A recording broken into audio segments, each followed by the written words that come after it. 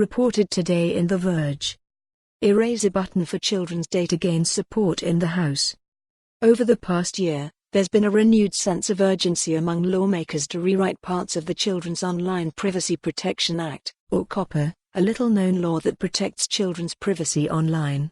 COPPA has become increasingly important after high-profile cases against YouTube and TikTok, but the law is over 20 years old and lawmakers argue it needs a huge revamp to keep children safe on the internet as it is today.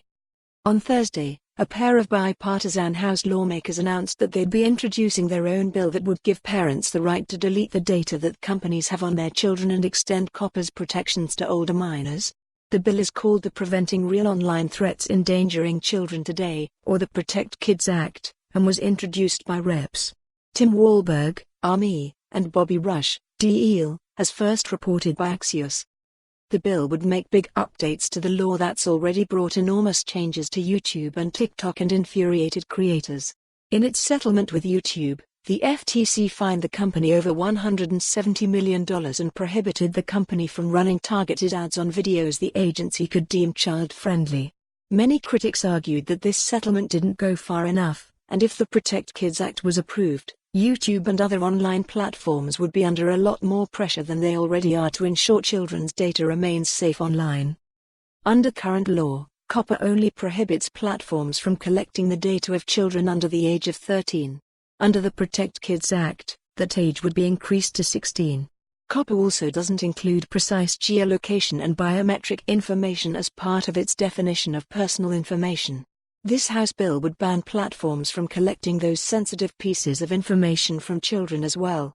And if a parent wanted to remove their children's data from a website, the company would have to provide some kind of delete feature for them to use.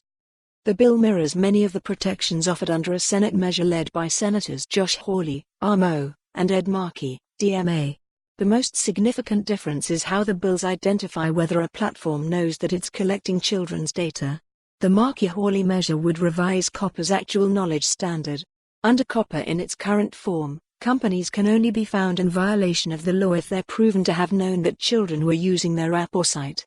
The senators have sought to change that actual knowledge standard to a constructive one, basically saying that if a platform is operating under due diligence, they should know where the children access it.